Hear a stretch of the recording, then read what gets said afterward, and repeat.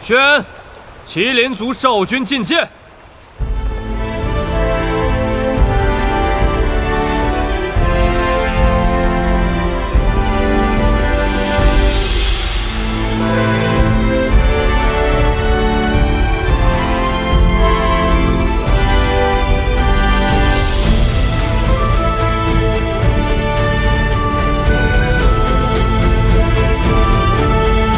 拜见影帝。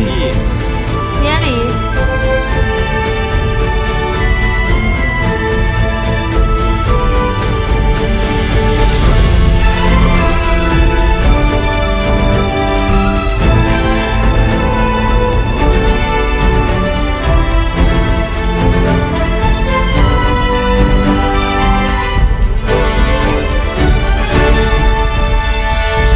小唐姑娘竟然是摩罗女帝。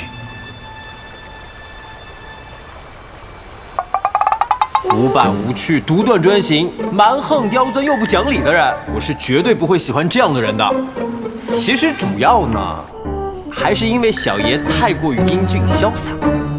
你说啊，万一这个摩罗女帝对我一见钟情了，哎呦，那才是最大的麻烦呢。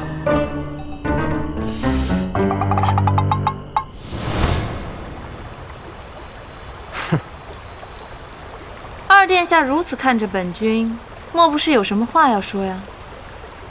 本殿下只是突然觉得，帝君与本殿的未婚妻长得着实相似，一瞬间，恍惚了。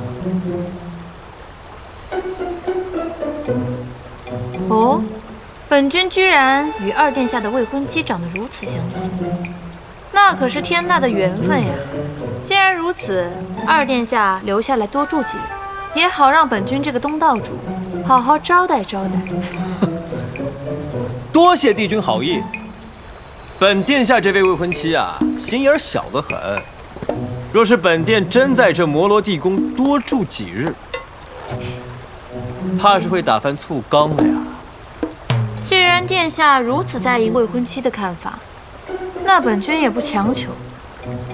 二殿下，还是回去吧。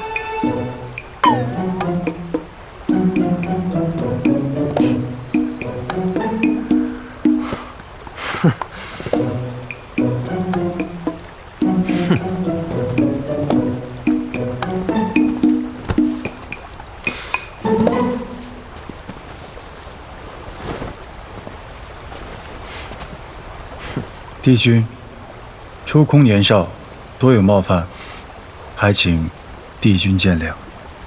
大殿下不必如此介怀，难得看到二殿下这般有趣的客人来访，幸甚至在。护法，待大殿下先下去休息，我与二殿下还有话要说。其他人也退下吧。是。是。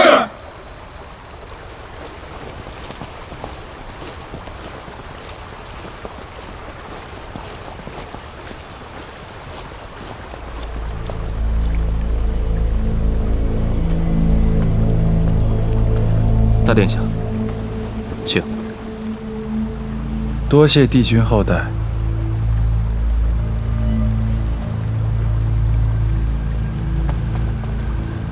一旦出空与摩罗族联姻，父王势必会更加看重他。